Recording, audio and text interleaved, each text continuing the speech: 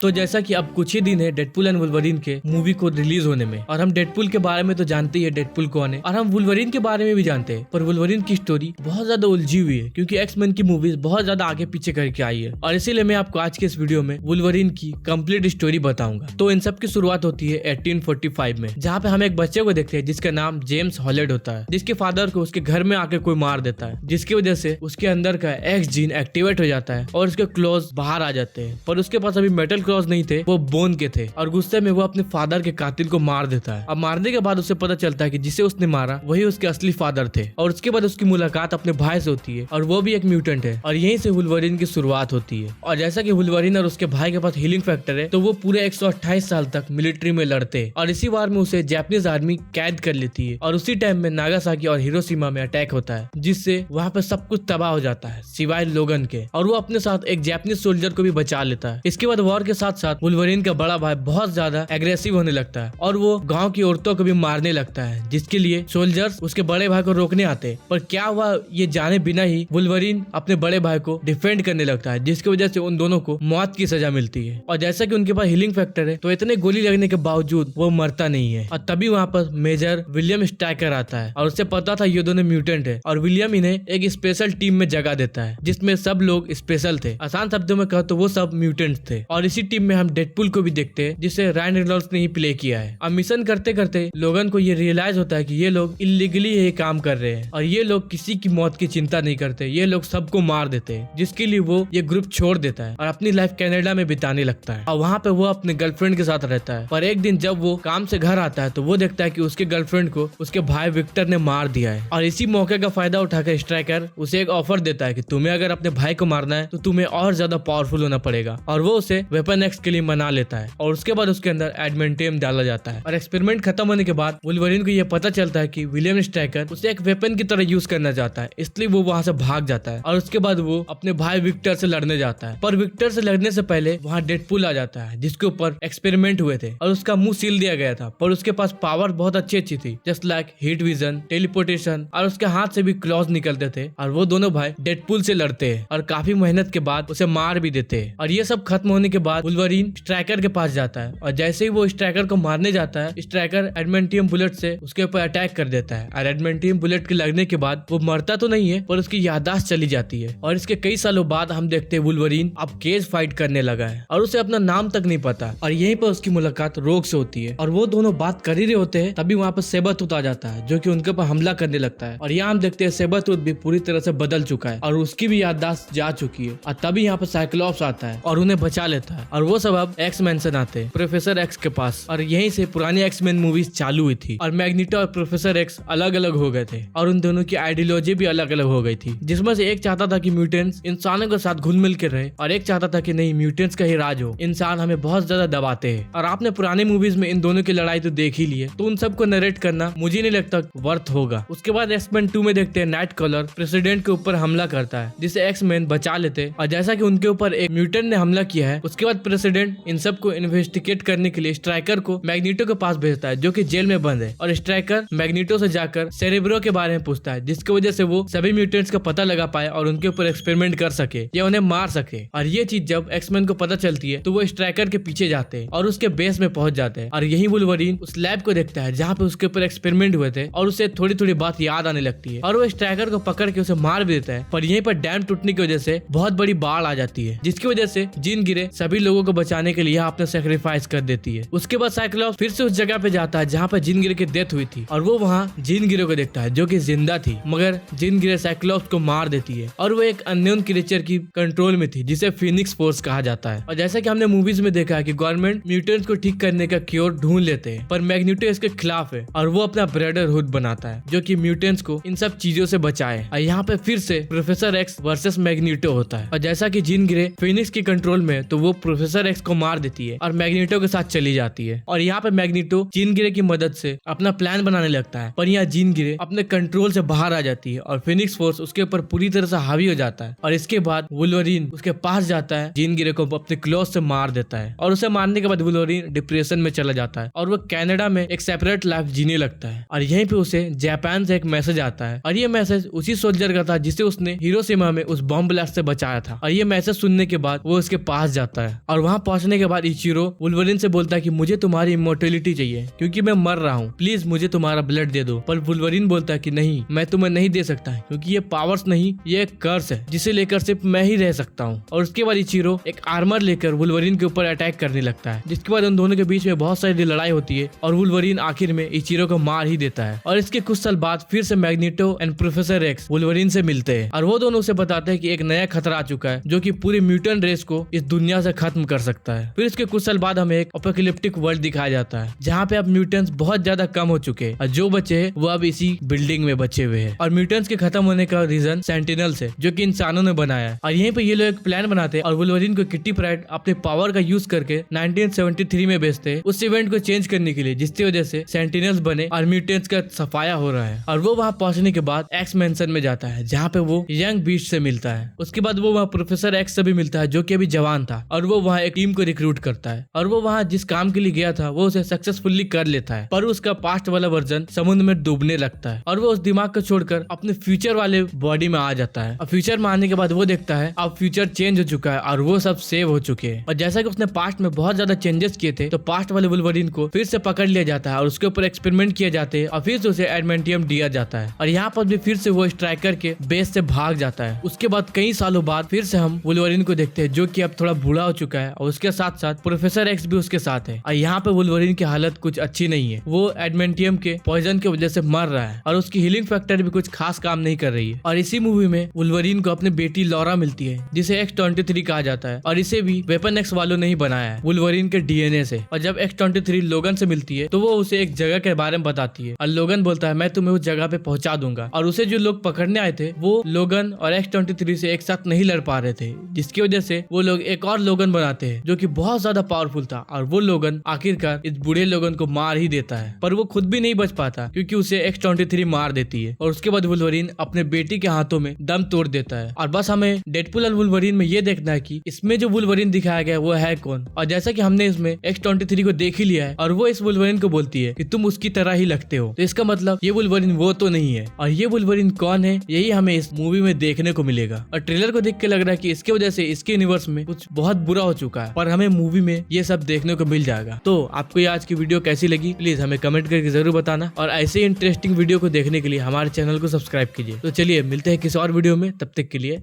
Bye.